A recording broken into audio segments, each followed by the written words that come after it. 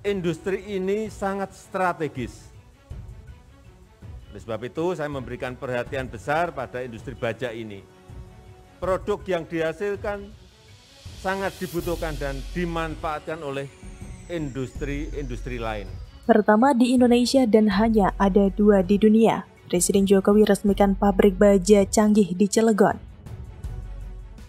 Presiden Joko Widodo meresmikan pabrik industri baja lembaran atau hot strip mill senilai 7,5 triliun rupiah milik PT Krakatau Steel Persero Tbk di kota Cilegon, Banten pada Selasa 21 September 2021. Pabrik ini diklaim sebagai pabrik dengan teknologi modern terbaru kedua di dunia setelah pabrik yang dibangun di Amerika Serikat.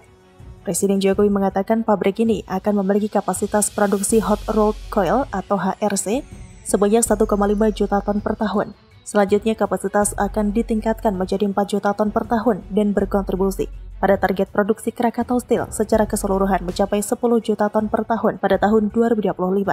Ia mengatakan bahwa ini merupakan pabrik pertama di Indonesia yang mampu menghasilkan HRC berkualitas premium. Ini hanya 2 di dunia, yang pertama di Amerika Serikat dan yang kedua di Indonesia, di Krakatau Steel. Kepala negara berharap hasil produksi dari pabrik ini mampu menutupi kebutuhan baja di dalam negeri yang terus meningkat dari waktu ke waktu. Ia mencatat konsumsi baja di tanah air sudah naik 40% dari sekitar 50 kg per tahun menjadi 71 kg per tahun dalam 5 tahun terakhir akibat masifnya pembangunan proyek-proyek infrastruktur. Tidak hanya menutup kebutuhan baja nasional, Presiden Jokowi juga berharap kehadiran pabrik baru dari BUMN tersebut juga bisa menekan tingginya angka impor baja. Sebab menurut catatannya, baja merupakan komoditas impor terbesar kedua di Indonesia. Dengan beroperasinya pabrik ini, Indonesia akan dapat memenuhi baja dalam negeri, jadi tidak ada lagi impor-impor yang dilakukan. Sehingga ia berharap nanti dapat menghemat devisa 29 triliun rupiah per tahun. Lebih lanjut, mantan Gubernur DKI Jakarta itu menitipkan pesan kepada Krakatau Steel agar produksi baja tidak hanya meningkat secara kuantitas tapi juga kualitas, sehingga tidak kalah dengan baja hasil produksi negara lain. Ia ingin baja lokal bisa bersaing di pasar regional hingga global. Presiden Jokowi mengatakan kepada menteri terkait untuk terus mendukung pelaku industri baja dan besi, mendukung BUMN untuk jadi profesional dan menguntungkan. Selain itu, dilansir dari CNN Indonesia, Direktur Utama Krakatau Steel, Silmi Karim, menyanggupi berbagai permintaan dari Jokowi, khususnya target produksi 10 juta ton per tahun. Untuk mencapai target tersebut, rencananya perusahaan akan menambah investasi melalui kerjasama dengan Korea Selatan senilai 700 juta dolar Amerika Serikat untuk memproduksi produk turunan HRC. Ini akan dilanjutkan dengan investasi sebesar 3 miliar dolar Amerika Serikat untuk menambah fasilitas produksi baja di hulu.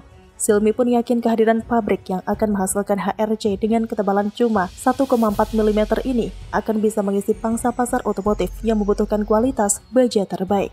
Hal ini seiring dengan rencana Indonesia untuk menjadi salah satu pusat produksi mobil listrik dunia. Ini akan berdampak pada penghematan devisa dan memperbaiki neraca perdagangan Indonesia. Di sisi lain, ia mengklaim pabrik ini dapat menghemat biaya operasional perusahaan sekitar 25% dari kondisi normal. Hal ini akan berdampak pada kinerja perusahaan yang lebih efisien dan menguntungkan ke depan.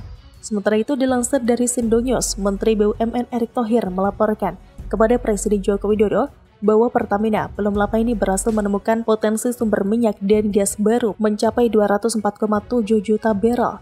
Adapun ladang migas baru tersebut diharapkan bisa meningkatkan cadangan energi nasional. Di sela-sela peresmian pabrik baja Krakatau Steel di Cilegon, Banten, Menteri Erick Thohir melaporkan kepada Presiden Jokowi bahwa di hulu ada temuan migas baru sebesar 204 juta barrel. Ini merupakan sesuatu hal yang menggembirakan karena produksi dalam negeri terus menurun. Dia menjelaskan pengembangan bisnis Pertamina ke depan sudah dipetakan dengan membentuk 6 subholding perusahaan, terdiri dari subholding upstream, refinery, and petrochemical, gas, power plant, and renewable energy, commercials, dan training, dan integrate marine logistics. Pihaknya akan pastikan subholding ini menjadi fondasi yang kuat untuk Pertamina menuju valuasi 100 miliar dolar Amerika Serikat karena memang Pertamina sendiri sudah masuk global 500 perusahaan terbesar. Jadi tidak ada istilah turun, tapi harus terus naik.